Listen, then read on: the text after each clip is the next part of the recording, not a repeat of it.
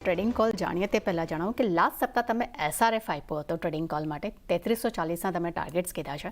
No doubt એસઆરએફને અગર જો આપણે ટેકનિકલી પણ જોઉં છું તો 3050નો એક સ્ટ્રોંગ સપોર્ટ આપણને કન્ટિન્યુ આ સપ્તાહ જોવા મળી રહ્યો છે. તો આ લેવલ્સ પર હવે જો કોઈની પાસે પોઝિશન હોય તો એ શું કરે અહીંયા? એની ઓવરઓલ સ્ટોકનું ટ્રેન્ડ તો હજી પણ ઘણું સ્ટ્રોંગ છે. સો તમે જોશો લાસ્ટ એક બે ટ્રેડિંગ સેશનમાં પણ જે નાના મોટા પુલબેક મૂવ્સ પણ આવ્યો છે એમાં કોઈ વોલ્યુમ બે સેલિંગ નથી.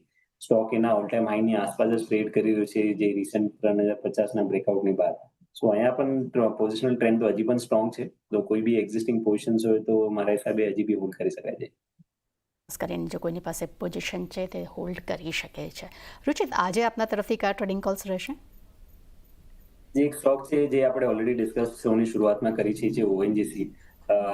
માત્ર મેઇન રીઝન છે કે એક તો ક્રૂડ ઓઇલમાં લાગી રહી છે કે અહીંયાથી એક થોડીક તેજી સસ્ટેનેબલ અપમૂવ બની શકે છે અને ઓએનજીસી અપસ્ટ્રીમ કંપનીઝ એનાથી બેનિફિટ થશે અને આ એક એવું સ્ટોક રહ્યું છે કે જે હજી સુધી ચાલ્યું નથી આ આખા લાસ્ટ 2-2.5 મહિનામાં market અપમૂવમાં.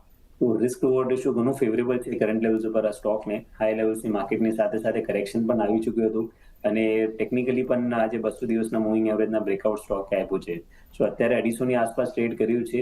Strong risk reward favourable છે. તો કરંટ લેવલ્સ ઉપરથી 242ની નીચે સ્ટોપ લોસ રાખીને ખરીદારી કરવાની સલાહ રહેશે 264ના આસપાસના ટાર્ગેટ માટે. ઓકે, તો ઓએનજીસી માટે અહીંયા આપણને ટ્રેડિંગ કોલ મળી રહ્યો છે. ખાસ કરીને અગર લેવલ્સની વાત કરશું તો 242 જે છે અહીંયા સ્ટોપ લોસ રાખવાની સલાહ છે. અગર ઉપર ટાર્ગેટ્સની વાત કરશું તો 264 સુધીના ટાર્ગેટ્સ રુચિત પાસેથી આપણને મળી રહ્યા છે. રુચિત, આપણે